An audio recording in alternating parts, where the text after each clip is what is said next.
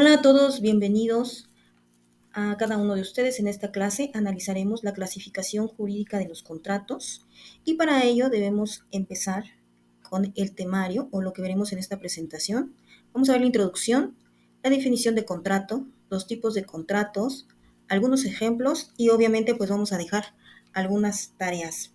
Pero antes debes saber y entender que los contratos son parte fundamental de la vida diaria y profesional, ya que regulan las relaciones de las personas, por lo que es necesario que sepas qué es un contrato y cómo se clasifican jurídicamente.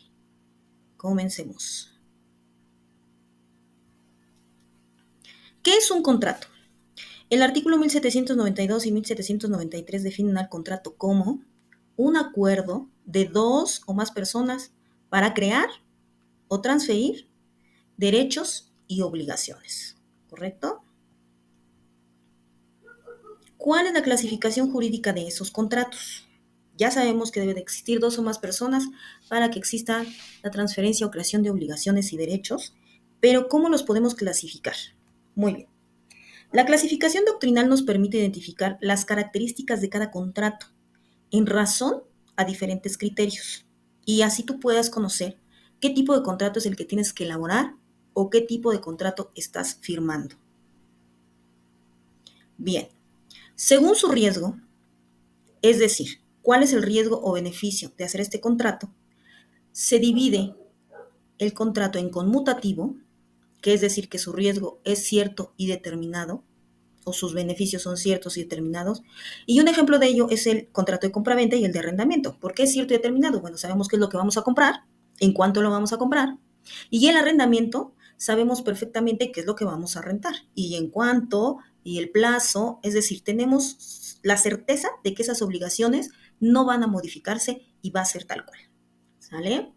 Entonces, también tenemos los aleatorios y estos se caracterizan porque su obligación está sujeta a una condición indeterminada.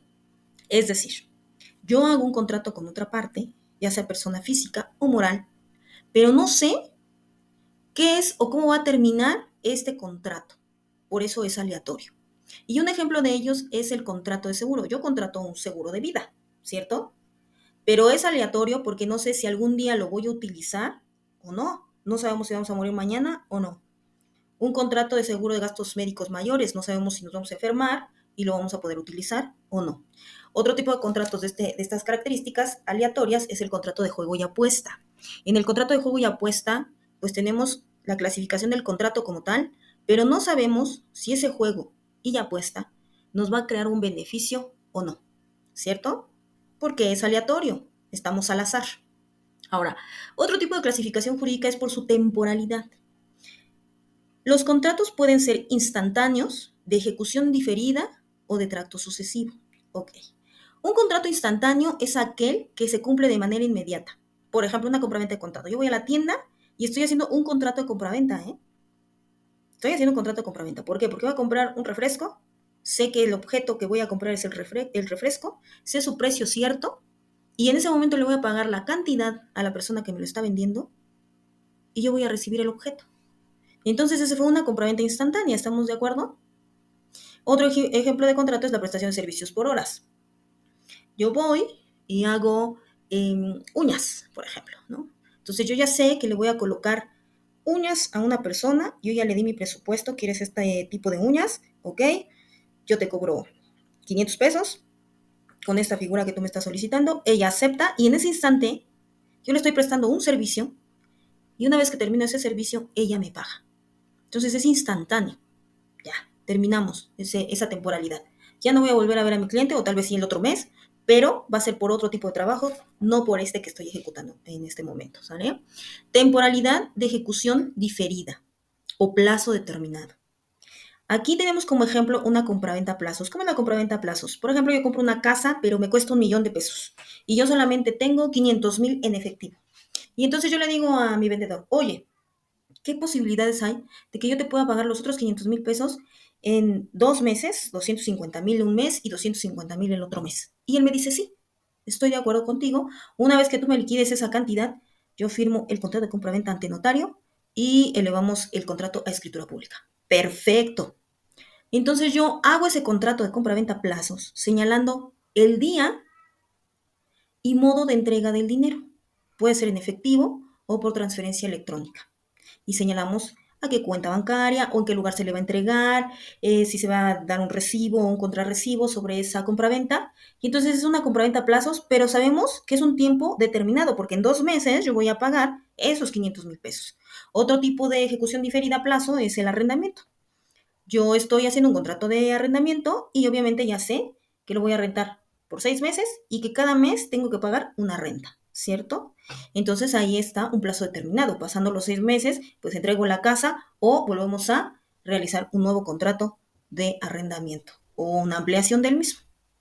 Ahora, el otro tipo de temporalidad es de tracto sucesivo, es decir, que se da el contrato de forma periódica e ininterrumpidamente. Por ejemplo, estos siempre son prestaciones de servicios. ¿Qué servicios tenemos? Un contrato de suministro de energía eléctrica. Yo sé que Comisión Federal de Electricidad me va a estar dando el servicio de luz y yo tengo que pagar lo que me señale mi consumo. ¿Es de forma periódica? Sí. ¿Es de forma ininterrumpida? Sí, salvo que yo incumpla. ¿Cómo? No pagando ese servicio, ¿cierto? Si no me lo cortan, ejemplo el internet, igual no lo pago, pues entonces obviamente te van a quitar el servicio.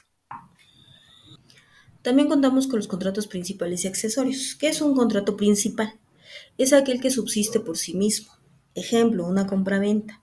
Subsiste por sí misma porque necesito el objeto que voy a vender y el dinero que me van a dar, y esa es la existencia del contrato. Un accesorio, ¿cómo sería? Se utiliza para asegurar el cumplimiento de una obligación principal. Un ejemplo claro de un contrato accesorio es la hipoteca. ¿Qué es una hipoteca? Es un gravamen, es una carga a un inmueble. El contrato principal es el contrato de préstamo, por ejemplo. ¿No? Pero yo te estoy prestando dinero para realizar cierta actividad. ¿Tú cómo vas a garantizar que me vas a pagar 10 millones de pesos?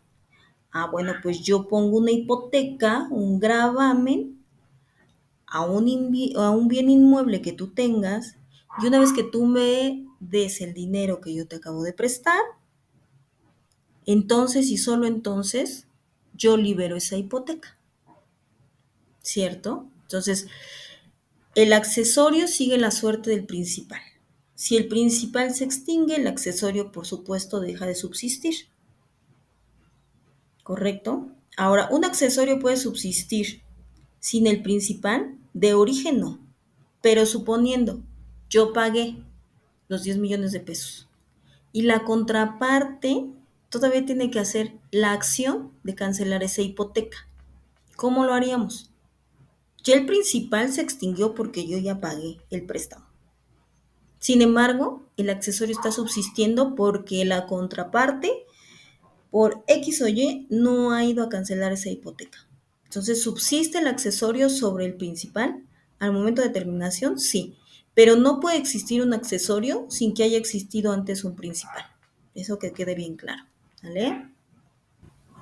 Bueno, chicos, si ya no hay preguntas o dudas al respecto del tema tratado el día de hoy, les sugiero que lean el registro digital 2029-876, en el que el rubro dice contratos de adhesión, sus principios son aplicables a todos los que tengan sus características distintivas y no solo a los mercantiles. También les voy a dejar de tarea que lean su código civil para que en el mismo localicen todos los contratos nominados, y los pongan en su libreta. Quiero que vayan revisando su ley, la vayan conociendo y que sepan cuáles son los contratos que se encuentran plasmados en el Código Civil. Sin más, yo me despido, les agradezco mucho su atención y nos vemos en la próxima sesión. Muchas gracias. Ahora bien, también tenemos contratos reales y consensuales. Los reales son los que requieren la entrega de un bien para su validez.